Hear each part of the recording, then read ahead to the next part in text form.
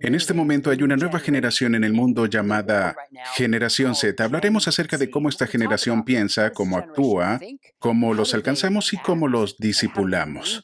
A esto se le llama la cosmovisión emergente de la generación Z, pero pienso que en un buen lugar para comenzar es en las Escrituras. Proverbios 24:3 dice, con sabiduría se edificará la casa, y con prudencia se afirmará.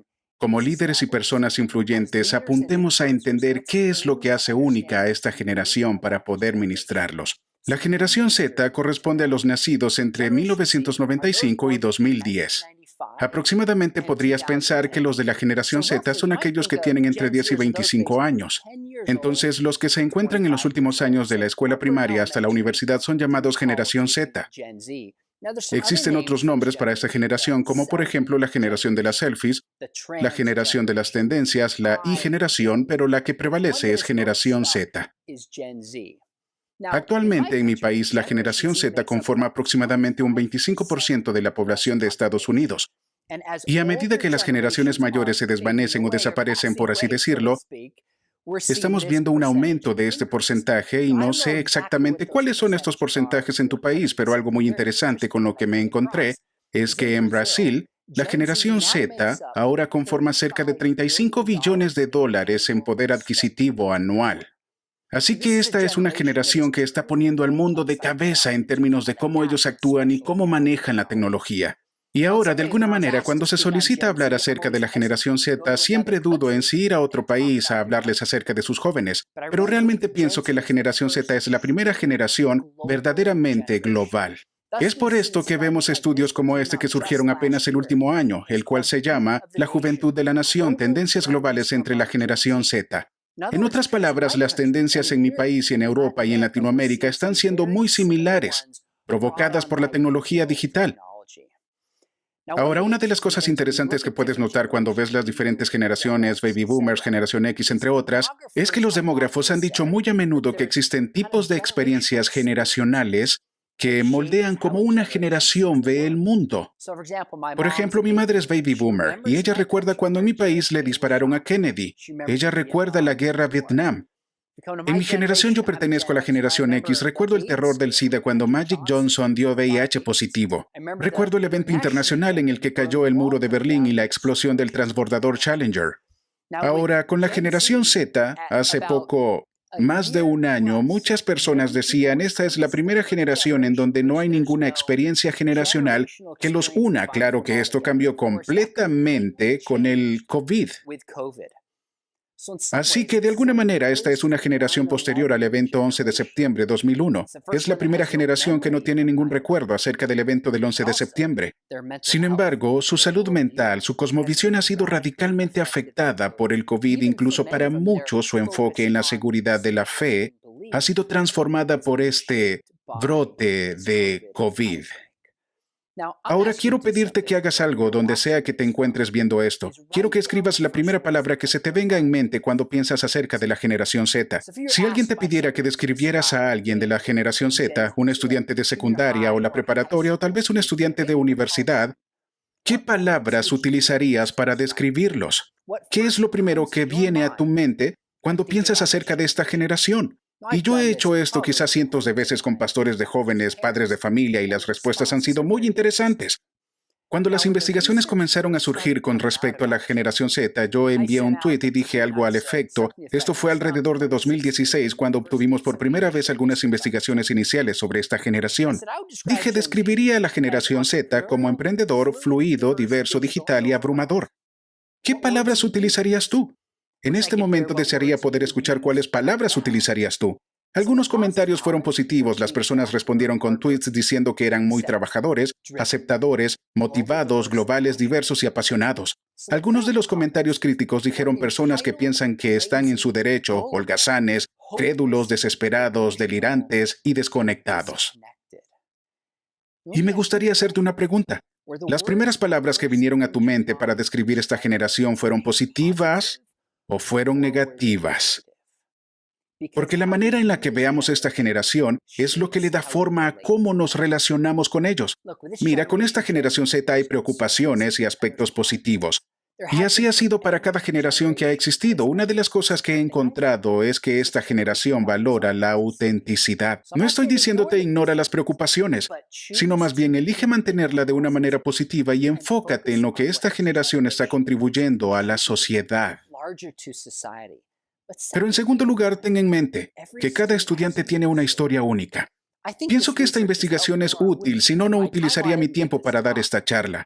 Pero recuerda, cada estudiante la experimenta de una manera diferente. Recuerdo haber estado en una conferencia con un estudiante ayudando en mi mesa de libros y le presté mi smartphone para que pudiera tomar los pagos y le dije, no te sientas en la libertad de publicar algo en mi nombre, en mis redes sociales. Y él se rió y me dijo, no te preocupes, yo no uso las redes sociales.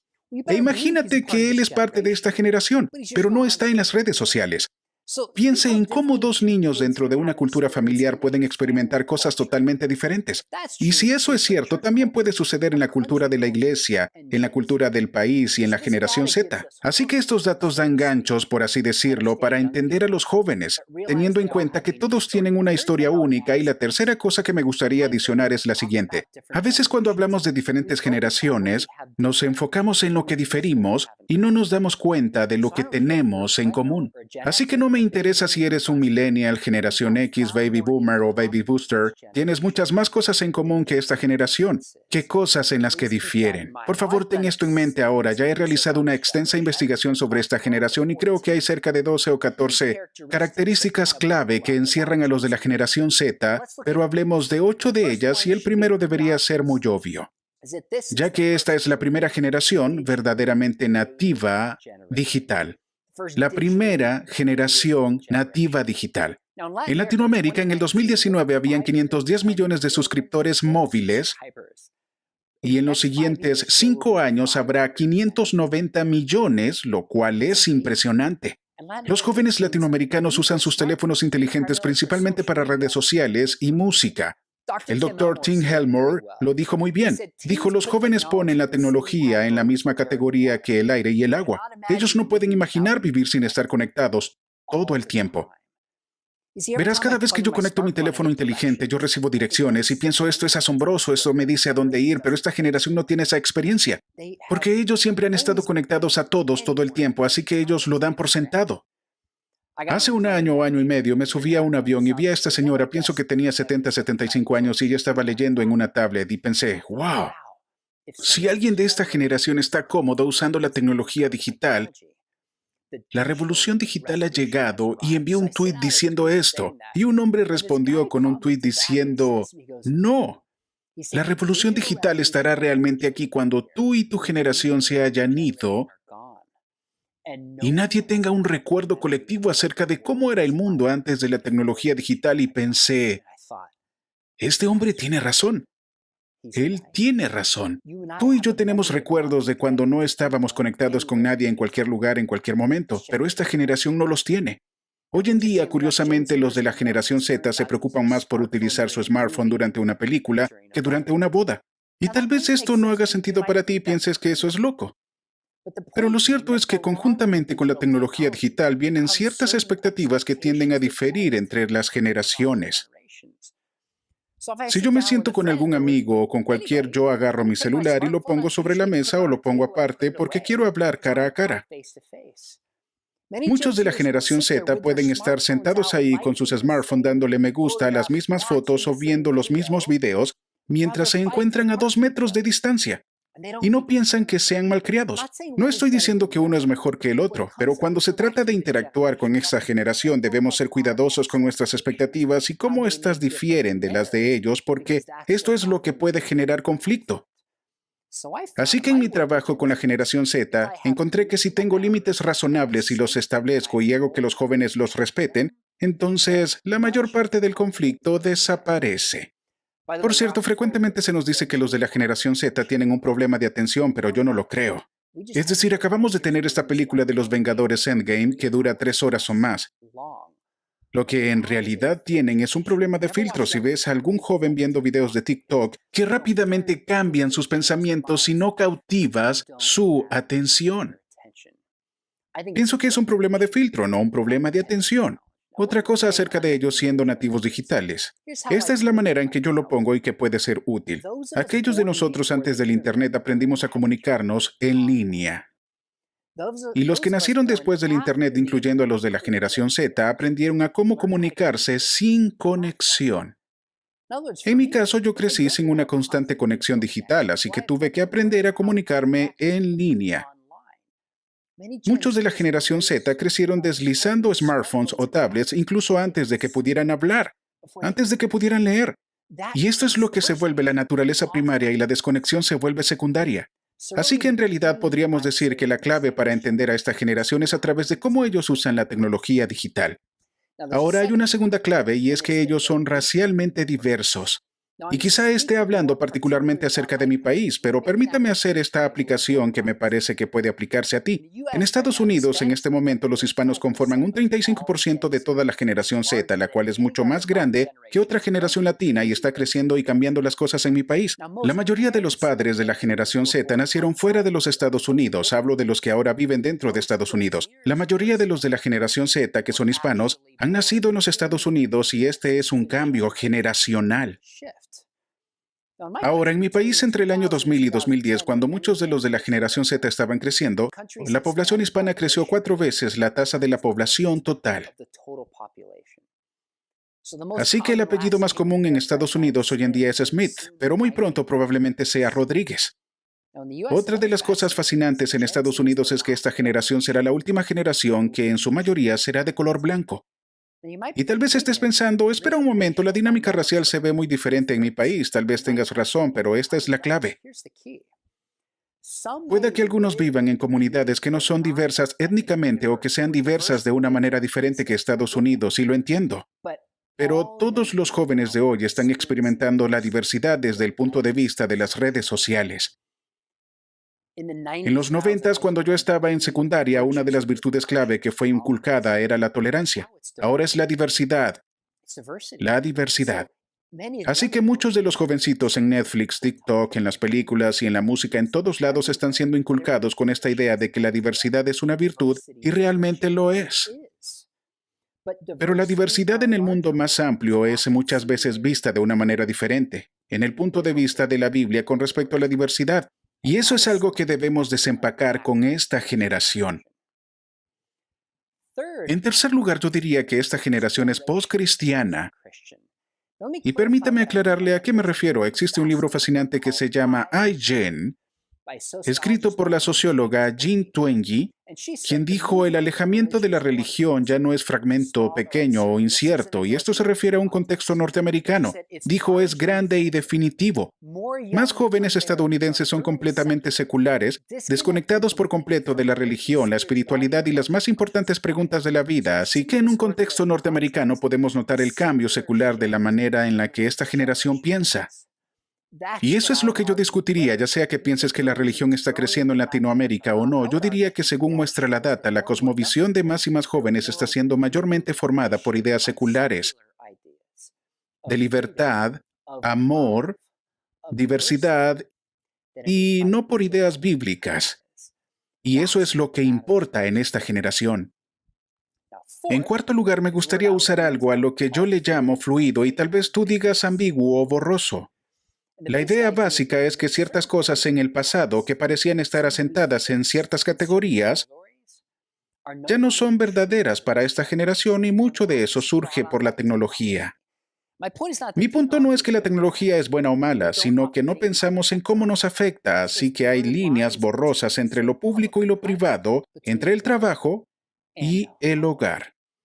Así que ahora cuando hablamos acerca de la familia, hay hogares del mismo sexo, familias con 3 padres de familia, madres trabajadoras, parejas que eligen no tener hijos y padres que se quedan en casa. Esta idea de familia ha cambiado radicalmente a través del tiempo. Voy a tratar de que las personas entiendan, si te vas a los 80s, el más grande programa de televisión familiar, por lo menos en mi país, era el show de Cosby, el cual se trataba acerca de una familia tradicional de clase media. Te vas a los 90s y te encuentras con este programa llamado Friends, donde no están casados, sino que son amigos, viven juntos y eso es lo que el programa significa tener una familia. Te vas a principios de los años 2000 y te encuentras con Modern Family, y si no has visto, estas son 3 diferentes tipos de familia, incluyendo familias con parejas del mismo sexo. una familia tradicional y un hombre con su esposa trofeo, por así decirlo, y se definen esas tres como legítimas familias modernas. Facebook, por ejemplo, la última vez que revisé tenía 58 opciones de género y tal vez existan más que eso, ya que siempre está cambiando. Un estudio que vi decía que solo la mitad de los jóvenes creen que su género está definido por su sexo biológico y la otra mitad lo separa. Así que esta generación, la forma en la que ellos ven el mundo es en una manera borrosa y fluida. En quinto lugar, esta generación está abrumada. La revista Time tenía una historia de portada y te animo a que lo leas. Se trataba acerca de la generación Z cuando cierta parte de la investigación estaba surgiendo y Susanna Schovdorf, la autora, dijo: hay una sensación generalizada de que ser adolescentes hoy en día es un trabajo agotador de tiempo completo que incluye hacer el trabajo escolar, administrar una identidad en las redes sociales y preocuparse por la carrera, el cambio climático, el sexismo, el racismo y lo que sea. En otras palabras, hay tantas cosas en las que se espera que se involucren que les resulta abrumador. La joven Faith Ann dijo: somos la primera generación que no puede escapar de sus problemas de ninguna manera. Somos como pequeños volcanes, lo cual es una metáfora aterradora. Tenemos esta presión constante de nuestros teléfonos, nuestras relaciones, de cómo son las cosas hoy en día. La sexta, y nos faltan tres más, es la soledad. Un estudio acerca de la generación Z, Jean Twin, escribió en su libro iGen: la generación Z está al borde de la mayor crisis de salud mental en las últimas décadas. Y ella dijo esto antes del COVID y la cuarentena, y estamos viendo cómo los números crecen. Lo interesante es que Susanna Schovdorf dijo en su artículo en Time Magazine, dijo: la ansiedad y la depresión en los niños de secundaria han estado creciendo desde el 2012 después de muchos años de estabilidad. Es un fenómeno que atraviesa todos los aspectos demográficos, suburbanos, rural y urbano. Ahora, ¿por qué esto es tan importante? En el año 2012 fue el año en el que la mayoría consiguió teléfonos inteligentes. Los smartphones no son malos, yo le doy gracias a Dios por mi teléfono, lo uso todo el tiempo, pero un me gusta digital no es lo mismo que un abrazo físico. De hecho, vemos este estudio de nuevo en Latinoamérica. Durante la última semana, un 27% de las personas dentro de la generación Z en Latinoamérica dijeron que sentían ansiedad y un 15% reportaron haberse sentido deprimidos. Eso durante la última semana. Eso significa 1 de cada 7 personas se sienten deprimidos. En un estudio de UNICEF, dentro de los que dijeron que se sentían necesitados con respecto a salud física y mental, solamente 1 de cada 3 solicitaron ayuda de alguien de su círculo cercano, familia y amigos. Esto significa que hay un gran porcentaje enorme de jóvenes en toda Latinoamérica luchando con la ansiedad y la depresión, y 2/3 de ellos no están solicitando ayuda de nadie. La séptima característica es a lo que yo le llamo pragmático. Es algo acerca de esta generación que parece que ellos pueden resolverlo por ellos mismos. Así que, de algún modo, en parte a causa del COVID, hemos visto a jóvenes sentirse cómodos con el socialismo y las ideas de Marx. Debido a que el COVID hizo las cosas un poco más aterradoras, ellos se conformarán más con la seguridad y eso está afectando la forma en la que ellos piensan al respecto. De una manera similar, yo tengo 3 jóvenes en mi casa, 3 jóvenes de la generación Z, y hace un tiempo tuve un problema de plomería y dije: tengo que llamar al plomero, y mi hijo dijo: existe YouTube, resuélvelo tú. Y pensé: tiene razón. Así que lo busqué en YouTube, vi el video y lo resolví solo. Hay algo acerca de esta generación que es pragmático. Y la última característica es individualista. Esto no debería sorprender a una mentalidad estadounidense porque tenemos esta narrativa del surgimiento del individuo, pero existen muchos otros países alrededor del mundo como Asia y Latinoamérica donde las cosas son colectivas. Y estos son fenómenos interesantes de ver. Ahora, ¿por qué vemos que esto está emergiendo? Ann Fisher hizo una excelente observación. Ella dijo: la generación Z está acostumbrada a tener todo de una manera personalizada, desde la lista de reproducción de música hasta noticias y características de productos de todo tipo. Ellos han crecido esperando esto. Recuerdo cuando yo era un niño, tenía que escuchar un Walkman, tenía que ir a un lugar y sus opciones eran limitadas. Ahora todo puede adaptarse a un teléfono inteligente. Se siente como si los chicos pueden adaptar su realidad a sus deseos y gustos. Ahora, esto es otra manera que puede ayudarte a entender este individualismo. Recuerdo cuando yo era un niño y estaban estos anuncios que tal vez tuviste, Coca-Cola versus Pepsi. Y si el anuncio era de Pepsi, las personas que lo probaban decían que Pepsi era mejor. Pero lo que es interesante es que si piensas en estos comerciales, y esto quizá ocurrió un par de décadas atrás, la idea era que si quieres un refresco en realidad solo tienes dos opciones. Tal vez puedes comprar una Dr. Pepper o una Inca Kola y otro tipo de refresco, pero en realidad solo tienes dos opciones. Pero ¿cuántas opciones tienes hoy en día? Hoy en día tú puedes comprar tu propia máquina para hacer refrescos y puedes elegir el tamaño y la efervescencia y el sabor adaptado únicamente para ti. Y si eso no es suficiente, hoy puedes comprar una Coca-Cola con tu nombre en ella. ¿Ves cómo todo es personalizado para esta generación? Brian Kissinger dijo, ellos ya no tienen que escuchar el top 40 de la radio. Pueden escuchar Pandora o Amazon Music o Spotify. No tienen que ver la televisión de cable, pueden transmitir Netflix. Y estas cosas les enseñan, y yo pienso que tienen la razón. Estas cosas les enseñan a los adolescentes que son el centro del universo y que la vida se adaptará a sus gustos y horarios. Mi amigo Jeff Myers tiene un gran ministerio llamado Summit Ministries. Dijo, la gente describe a esta generación como apática, pero el verdadero estado de la juventud de hoy es mucho más matizado. En realidad están psíquicamente adormecidos. Con compras y navegación disponibles las 24 horas del día, los adultos jóvenes creen que pueden tener lo que quieran, cuando quieran, como quieran y con quien quieran tenerlo. Esta es una generación con opciones interminables justo al alcance de sus dedos, lo cual les enseña que pueden adaptar el mundo a ellos. Así que, ¿cómo afecta esto la manera en la que ellos piensan? Quisiera llevarte atrás a 1963, al asesinato de Kennedy. Cuando sucedió esto en mi país era obviamente una tragedia. Y hubo múltiples y diferentes conspiraciones que surgieron sobre este hecho. Y la gente pensó, si tan solo tuviéramos más información o más cámaras, podríamos minimizar las conspiraciones y tener más confianza en la realidad. Adelantémonos unas cuantas décadas al evento del 11 de septiembre, donde por fin había más cámaras y más información, muchísimas más, pero ¿había más conspiraciones o había menos? La respuesta es hay aún más conspiraciones. Verás, una de las cosas que sucede con esta generación es que tienen voces interminables, información interminable hablándole a sus vidas y muchos de ellos se preguntan, ¿cómo puedo tener confianza en que algo es verdad?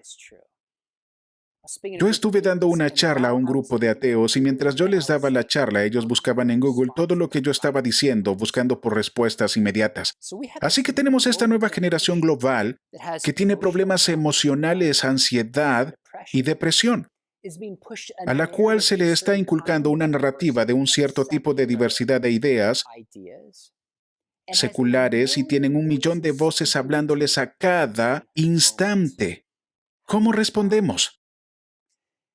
Recientemente escribí un libro con un amigo quien es un ex detective ateo de casos sin resolver que se convirtió al cristianismo y nosotros luchábamos con esta pregunta. ¿Cómo ayudamos a los padres de familia y pastores en la iglesia para que ministren a una generación que tiene opciones y voces interminables que les dicen que es cierto? Y creo que hay dos cosas clave en las que concluimos. Una de ellas es proveerles a los jóvenes cristianos un sistema de fe que les ayude a navegar la realidad, una forma de ver el mundo. Una cosmovisión no es una expresión elegante, es cómo vemos el mundo. La perspectiva de la realidad, piénsalo de esta manera. Imagínatelo como un embudo. Cuando estás obteniendo mucha información, se canaliza hacia lo que sí es importante. Yo pienso acerca de los jóvenes y digo, un momento, ¿cómo les damos la capacidad para canalizar lo que es falso y malo de lo que es verdadero y bíblico? Es una cosmovisión que literalmente significa una vista del mundo. En realidad estoy convencido que muchas personas dentro de la iglesia tienen ideas espirituales que mantenemos privadas en nuestras casas e iglesias que no afecta la forma en la que votamos, que trabajamos o la manera en la que nos entretenemos. Pero en realidad la forma de ver el mundo de los cristianos debería afectar todo. Yo doy clases en una universidad en el sur de California llamada Universidad Biola y nuestro eslogan es piensa bíblicamente acerca de todo. Estoy convencido que más y más jóvenes se están desenganchando de la fe cristiana porque nunca les han enseñado que el cristianismo es verdad, ni a navegar la cultura y la realidad desde un marco cristiano, padres de familia, profesores, Pastores, parte de nuestro trabajo no es solo darles a los chicos verdades espirituales, sino también ayudarles a obtener toda la verdad desde la perspectiva de la fe cristiana y a tener la confianza de vivirla. ¿Cuál es la segunda cosa? La segunda cosa, en verdad, creo, es ganarse la confianza para comunicar la verdad a esta generación, lo cual se hace por medio de las relaciones. Comunica confianza. Así que, pastores, háganse una pregunta. De todas las voces que le hablan a esta generación, ¿por qué los jóvenes deberían escucharte a ti? ¿Por qué a ti? Ahora, si no hablamos cosas que son verdad y los jóvenes lo googlean y encuentran otra perspectiva, perderemos la confianza. Entonces la verdad realmente importa. Estoy convencido de que gran parte de la razón por la cual un joven escucha a alguien se debe a las relaciones. Muchos de ustedes reconocerán el nombre Josh McDowell, mi padre, quien era un ex escéptico que refutaba el cristianismo y que luego se convirtió al cristianismo por toda la evidencia. Él escribió un libro muy influyente llamado Evidencia que exige un veredicto. Y cuando ese libro salió fue tan valioso porque las personas no tenían acceso a la información.